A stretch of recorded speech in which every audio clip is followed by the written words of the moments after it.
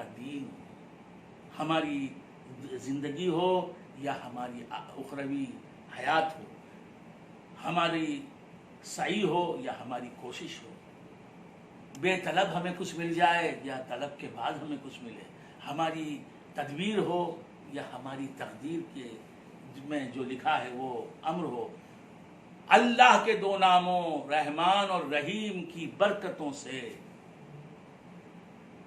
ان دو ناموں کے فیض سے، ان دو ناموں کی تجلی سے، ظہور سے ہر کام ہمارا ابتدا پاتا ہے، شروع ہوتا ہے، اور انتہا تک یہ دو ناموں کی برکتیں اور فیض ہمارے ہر کام میں جاری رہتا ہے، ہماری زندگی میں جاری رہتا ہے۔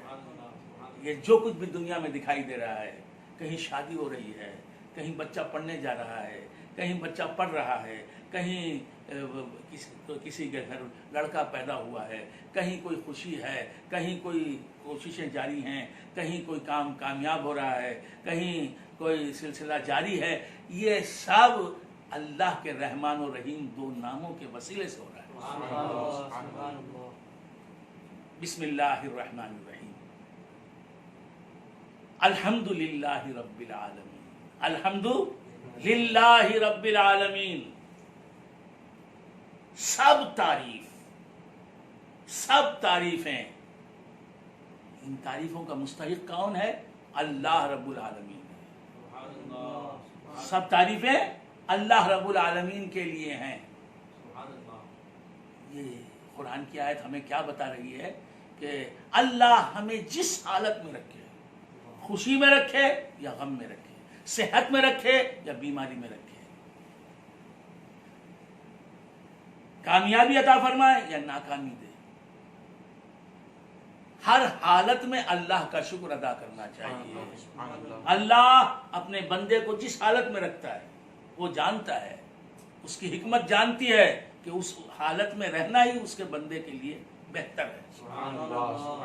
ماں اپنے بچے کو رگڑ رگڑ کر نہلاتی ہے، بچے کو تکلیف ہوتی ہے بظاہر، بچہ چیختا ہے، چلاتا ہے، ماں سے کہتا ہے کہ مت نہلاؤ مجھے، لیکن ماں جو ہے نہلانا چھوڑتی نہیں، اسے معلوم ہے میرے بچے کو تکلیف ہو رہی ہے، میری بچی کو تکلیف ہو رہی ہے، اس کے باوجود وہ تکلیف دینا ماں کو پسند ہے۔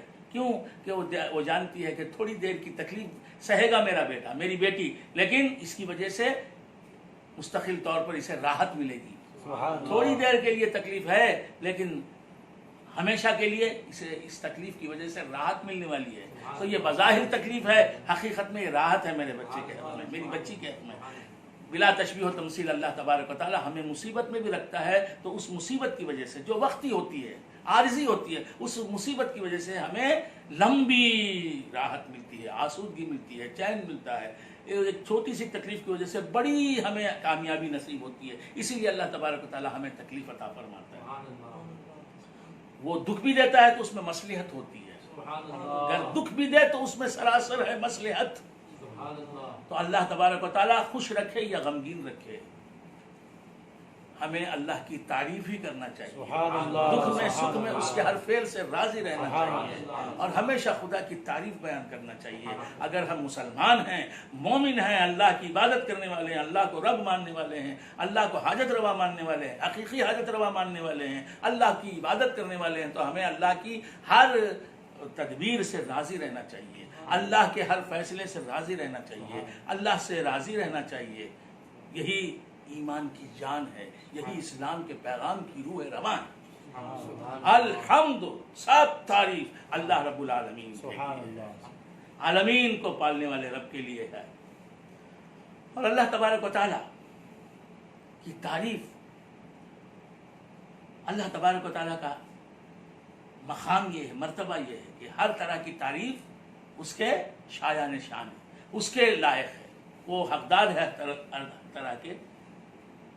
ہر طرح کی ستائش کا، تعریف کا، کیونکہ وہ رب العالمین ہے، وہ رب العالمین ہے، عالمین کو پالنے والا ہے۔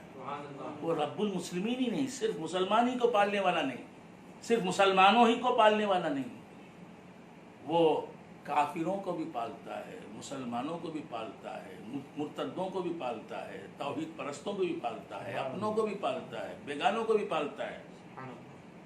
کتنا قابل تعریف ہے وہ کہ پالنے میں یہ دیکھتا نہیں کہ میرا ہی یا پرایا ہے، دیکھتا نہیں کہ یہ نماز پڑھتا ہے یا نہیں نماز پڑھتا ہے، یہ دیکھتا نہیں کہ یہ کفر کرتا ہے کہ یہ مندر جاتا ہے، یہ مسجد جاتا ہے، یہ نہیں دیکھتا.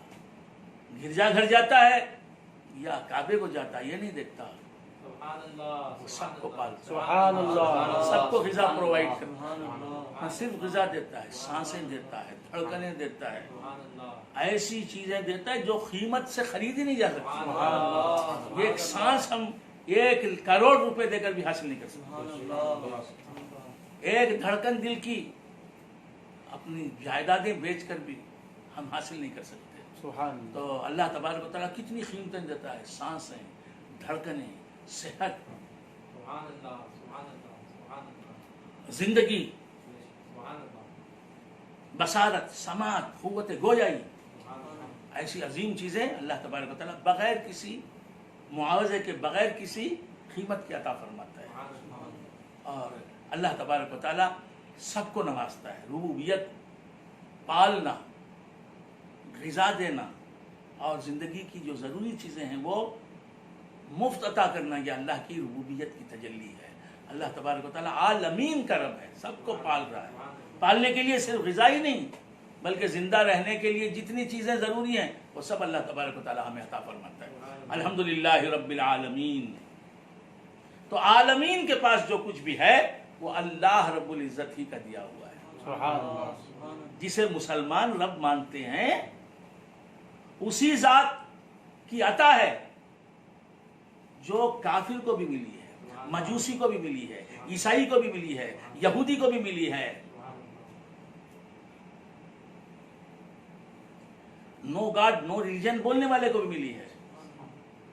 ہمارا خدا، ہم جسے خدا مانتے ہیں، اس کی عطا صرف ہماری جولی میں نہیں ہے. اسے جو خدا نہیں مانتے، اس کے نام سے بیزار ہیں، اس کا نام بھی سننا نہیں چاہتے، اسے بھی اللہ تبارک و تعالی ہمارا یہ خدا نواز رہا ہے. سبحان اللہ. یہ رب العالمین کی شان ہے، عالمین کو پال رہا ہے. اسے رب صرف مسلمان مانتے ہیں لیکن وہ سب انسانوں کو روزی دے رہا ہے، عالمین کو پال رہا ہے. الرحمن الرحیم. وہ کیسا، کیوں وہ اپنے پرائے میں امتیاز نہیں کرتا؟ یہ نہیں، وہ ربوبیت جب فرماتا ہے، جب پالتا ہے تو اپنوں کو بھی پالتا ہے، بیگانوں کو بھی پالتا ہے، کفار کو بھی پالتا ہے اور مسلمانوں کو بھی پالتا ہے، یہودیوں کو بھی پالتا ہے، توحید پرستوں کو بھی پالتا ہے. ایسا کیوں کرتا ہے؟ اپنوں کو بھی دیتا ہے اور پرایوں کو بھی دیتا ہے، دوستوں کو بھی دیتا ہے، دشمنوں کو بھی دیتا ہے. ایسا کیوں کرتا ہے؟ الرحمن الرحیم. اس کی 2 صفتیں ہیں، رحمان اور رحیم. یہ رحمت اس کی جو ہے، رحمانیت جسے کہتے ہیں، رحیمیت جسے کہتے ہیں.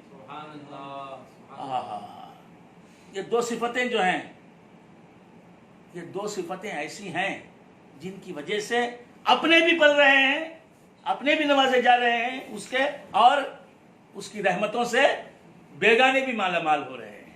الرحمن الرحیم. رحیمیت کی صفت سے تو مسلمان مالا مال ہو رہے ہیں، اور رحمانیت ایسی رحمت ہے اس کی جس سے کفار بھی فائدہ اٹھا رہے ہیں.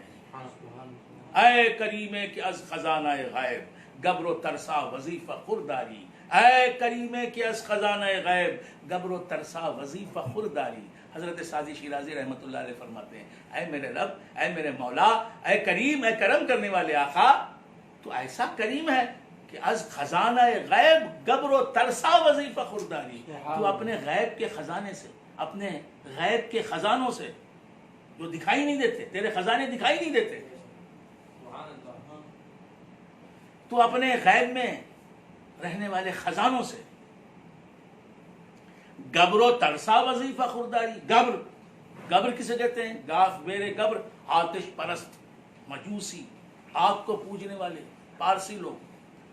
تو خزانہ غیب سے آتش پرستوں کو بھی روزی دیتا ہے، वजीफा देता है। वजीफा आप समझते हैं? वजीफा